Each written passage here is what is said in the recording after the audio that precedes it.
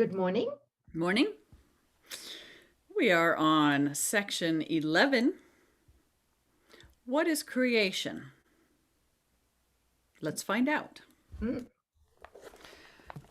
Creation is the sum of all God's thoughts, in number infinite, and everywhere, without all limit. Can I just stop there? Yeah, yeah. That's We a got big about statement. half an hour on that one. Oh, gee. No, I just want to make. When I first read this, I was like, okay, all right. And not having any kind of biblical background, I was like, yep, I didn't put myself in there. I didn't realize that I, the Christ, was one of God's thoughts. Yeah. It Yeah. didn't dawn on me. I mean, it Mm. just didn't stick. But can we safely say that creation is a sum of all God's thoughts, and inclusive in there is the sonship, which is what we are. We Yes. are God's thought. Yeah. Yes. It says down here in the footnote in the COA version, God's thoughts are his sons. Creation, therefore, is the sum total of all of his sons in number infinite. Thank you. Hmm. Good. Good. Yeah, I've and never heard that before. pausing to think a thought is an idea, and the substance of an idea is the mind that thinks it. So, are you ready to stretch that? So, if you are the thought in the mind of God, the substance of what you are, what makes you, creates you, sustains you, preserves you, is the mind of God. Is there anything other than that? No. So we should be ascended in this moment. Well, yeah, I've got an appointment to do that tomorrow at 8 a.m. I won't be here anymore. Wait a minute, you promised to finish the lessons with me. Okay. Oh, right. Sorry. Okay. We're going to have to hurry up. Hope you're not busy today, sis. Okay. But that's amazing. We're spiritual. You think of an idea, and it's a spiritual idea in the mind, and that's what we are in God's mind. So anyway, I won't go too long on that, but there's some food for thought. Mm. Only love creates, and only like itself. That's a big statement. Mm-hmm. There was no time when all that it created was not there. We've always been, without beginning, without end, no birth, no death. Nor will there be a time when anything that it created suffers any change.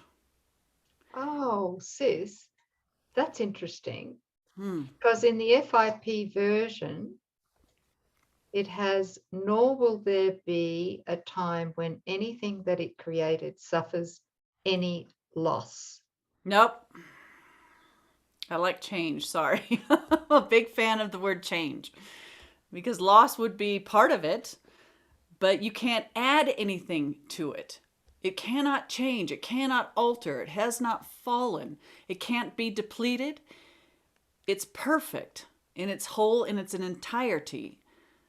We cannot change what God has done in what we are. Mhm. That's So big. what you're saying is the blueprint Mm-hmm. can't change. And we are that blueprint. We haven't changed what we are with our dream. Okay. But later on, he speaks about, and he does speak about this more in depth in the course, Hmm. is that God, we are God's creations, his thoughts. Yes. And because we share the power of God, we also create Yes. in heaven, not Mm-hmm. here in Right. the realm of perception or consciousness. Yes. There's no creation, Right. right? Okay. Um, and and there is, I don't know if I'd call it change, but there is increase, Extension. extension. Yes. Remember when we're talking about the donuts and the croissants and the pizza dough and the ingredients are always the same, pure, lovely, perfect, the Yeah. thoughts of God, and yet in infinite form, but it's always pure. It's always perfect because imperfection has never entered in to the mind of God. It can only create more like itself. And that's what we do with God. So our mind is as perfect and pure and lovely as God because we express God. We're God's evidence. Yeah. We have never varied from what God is. And that's when, and that loving impulse that God sends forth and it hits our awareness, through our individuated expression. You've got gifts and talents that are uniquely yours, and I do, and all of our brothers do. And we take that beautiful impulse, and through our individuated expression, we send that forth. And God knows that extension. And that's how God knows itself. Yeah, it's exciting. So infinite form, but no variation, like no impurity can enter into the mind of God. So our what mind. you're saying, sis, just to simplify for me, Yeah. is the content remains Yes. absolutely pure, Yes. although the form may change. Right. Okay, through its extension. Yes. Okay. Thank you. Yes. And there was no time when all that it, love, created was not there. Nor will there be a time when anything that it created suffers any change. Forever and forever are God's thoughts exactly as they were and as they are, unchanged through time and after time is done. That's probably one of the most inclusive, beautiful definitions of the truth, the absolute in God that I've read. That really informs you of your true nature. You can start and stop right there. Yeah, and you could dovetail, the beginning of the course there, where Jesus says nothing real can be threatened, right? Nothing real can be threatened. Nothing unreal exists. Yes. Herein lies the peace of God. If we really knew that and only that, Right. this would come alive for us, of course. We'd Well, you could remember. use this as your test. Like, does it fit this? If not, it's not true. Cannot be true. It has nothing to do with what you are in truth. Yeah. Okay. Paragraph 2. God's thoughts are given all the power that their own creator has, for he would add to love by its extension. There it is. That was yesterday's lesson about all the power in us to extend the God in us, the Christ. Thus, his Son shares in creation and must therefore share in power to create. What God has willed to be forever one will still be one when time is over, and will not be changed throughout the course of time, remaining as it was before the thought of time began. So sis, there's a little thing here that could become confusing, especially for those who follow like the Eastern non-dual paths, yeah, where there's a little bit of a confusion often where the oneness is believed to be oneness of form, not just content. But what I'm seeing as we go deeper into experiencing the lessons in the course is, and we were talking about this before, is the content is one. However, the form, because God thinks holographically, which we have no idea about, right? We can't wrap our minds around it because we've limited ourselves with a split mind. But God thinks holographically. Therefore, the forms of God are infinite. Yes. The content is one. That's what he means by oneness. Right. The content. Yes. Everything that God and his Son creates in heaven is one, right, in content, which means it all shares the one will of God and cannot deviate from the one will of God. However, the extensions Mm-hmm. of that Yes. may take many different forms, And they do. Infinite in holographically, number. Mm-hmm. infinite in number, Mm-hmm. and and yeah, and so it's beyond the Comprehension. limited mind, the split mind here. And what there is a confusion I've noticed with some of the people that we're working with, Mm-hmm. right? Whereas there's a confusion to believe that, oh, well, if that's true, then that's duality. Mm. Mm-hmm. Mm-hmm. How could there be duality in heaven? No, there's not. It's, yeah. So everything that we look upon, the real content of everything, every form that we look upon, what it's comprised of, where it's located, what it serves, what it is God, truly. And so that God is in our brother, God is in that tree, God is in this table, God is in this pen, right? I mean, it's all God in expression. Not we've made it material, we have made it dense. This pen can change, right? This body seems to age, so it looks like it's changed. But what I am as an idea in the mind of God is changeless. I'm not mortal, I'm spiritual. I can't what I am cannot age.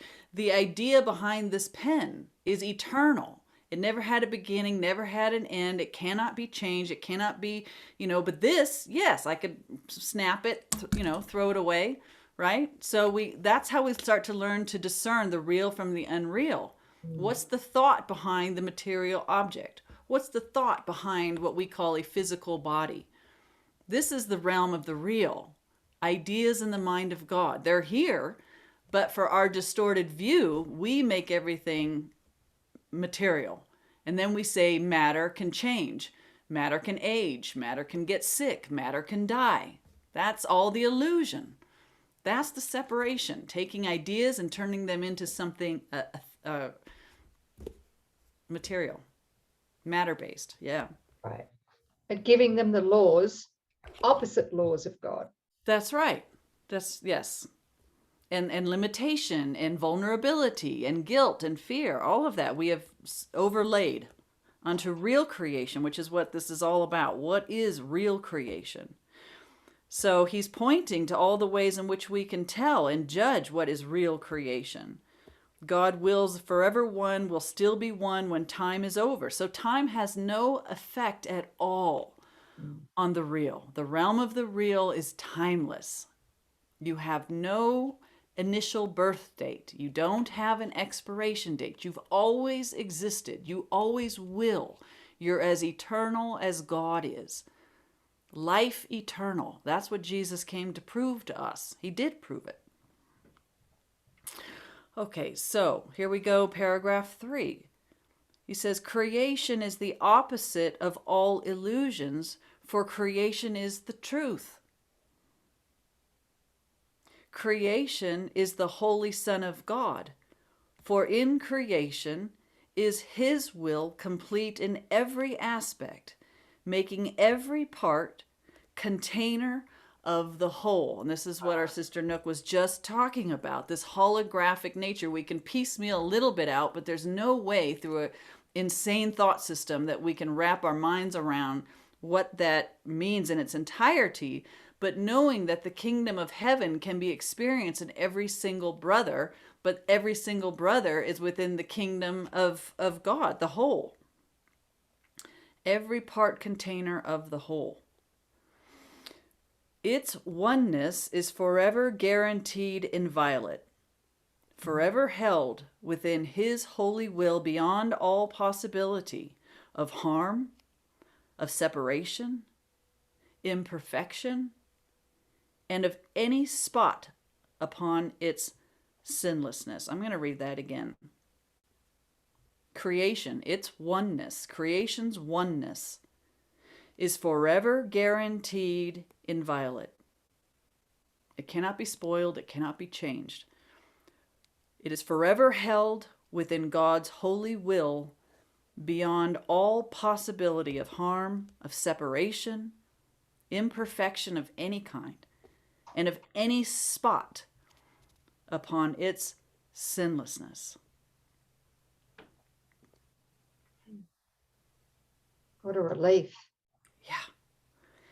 And if you reverse that list, you would know that we are safe, we are perfect, we are innocent.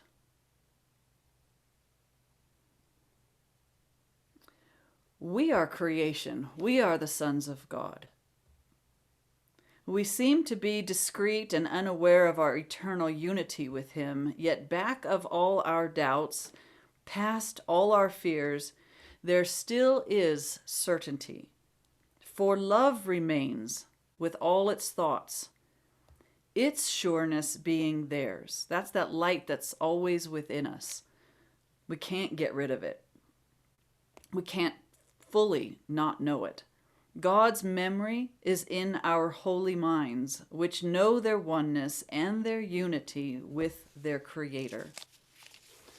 Let our function be only to let this memory return, only to let God's will be done on earth, only to be restored to sanity, and to be but as God created us. Our Father calls to us. We hear His voice, and we forgive creation in the name of its Creator, holiness itself, whose holiness His own creation shares, whose holiness is still a part of us.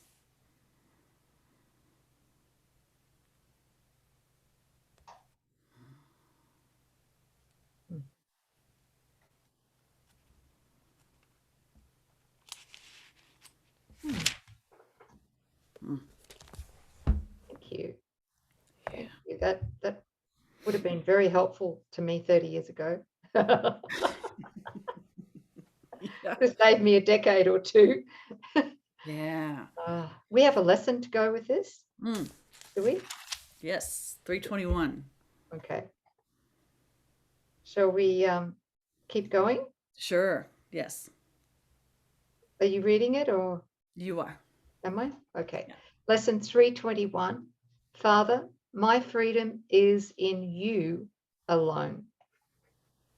I did not understand what made me free, nor what my freedom is, nor where to look to find it.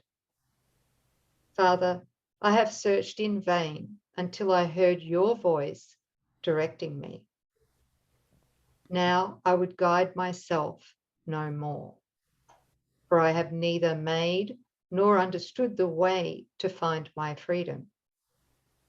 But I trust in you, you who endowed me with my freedom as your holy Son will not be lost to me. Your voice directs me, and the way to you is opening and clear to me at last. Father, my freedom is in you alone. Father, it is my will that I return.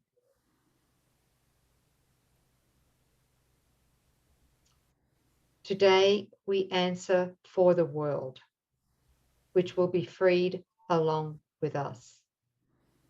How glad are we to find our freedom through the certain way our Father has established. And how sure is all the world's salvation when we learn our freedom can be found in God alone. Amen. Amen. Beautiful, beautiful prayer. Yeah, that's like humility's prayer right there. It's just Yes. this admission that my will and my freedom and everything that I truly long for can only be found to the extent that my will and God's will are recognized as one. Interesting. I'm just checking myself right now Mm-hmm. and asking, why would I want anything else but God's will? Why would you, sis? And why would I, that's it. And why would I be tempted to react to anything that really is not God's will? Mm-hmm. You know, it's interesting. I wanted it. Yes, yes. As a substitute for God and my true identity. I just felt somebody touch me on the nose then. On your It's nose? happening in the room. I think it's Jesus. Oh, Lord. He's playing. That's interesting, though, because, you know, yes, we all wanted to know what that would be like to be special or separate. And we get that. Mythical me, okay, that's what I came up with. And we do come to that recognition that there's nothing here that I want. I've tried everything. I keep screwing up. This is awful. Okay, you know, and this is happening because of my choice. We learn all that. And then you come to this place that I don't want to be that anymore. And I don't want to do what can never be done. Nobody's going to go, yes, seek and don't find is my life's mantra, right? So we come to that place and we go, all right, I get it and I don't want it. Now that second phase is, I don't want to be Coreen, but holy crap, I'm coming into what I don't know. Now it turns into the fear of God, right? Now we're looking at this fear of the unknown. And, you know, that unknown is love. And so this second leg of the deconstruction process is having more faith in love than the fear that you're used to. And God would be unknown to us except for the God that's in our brother that wants the same thing. That's how we undo that second phase of, all right, I don't want the ego, but I'm terrified to come unto an unknown God. And so we find that God is not frightening, that love is not a sacrifice and will not require anything of us that we don't want with all of our heart. I mean, we discover that we are the love that we've always sought. But the way that we do that, the means to overcome that fear of God is in holy relationship. And that's based on demonstration and direct experience. To know that the perfect love holds everything that you want. You remember home in those holy instances shared with your brother. And there's a consistency of those holy instances in a relationship that is dedicated to beholding the innocence in the other, so that love is all you want. Now, how frightening is God when you know that love is all you want, you've experienced that it doesn't require sacrifice, and that it's your home. Now you fling yourself into the arms of God. Now there's nothing that would prevent you from desiring God with all your will. And when that happens, it's done. Beautiful, sis. Yeah. That's what's in the Obstacles to Peace in chapter 19, which you just described so beautifully. Thank you. Yeah, that's how we'll come home. It's through our brother, you know, overcoming the fear of love. Yep.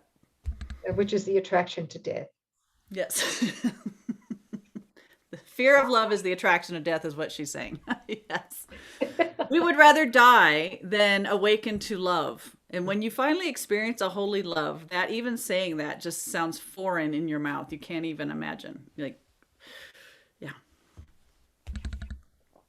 Thank you, sis. Thank you for being on fire today. Oh, thank you. It's because of you and brother that I'm on fire today. Oh, thank you. Yeah, that's our holy relationship. Yes, it is. Right? Yes, it is. Where the body cannot interfere. Right. No. Nor because we don't want it to interfere. Relationship beyond bodies. That's it. How freeing. Oh.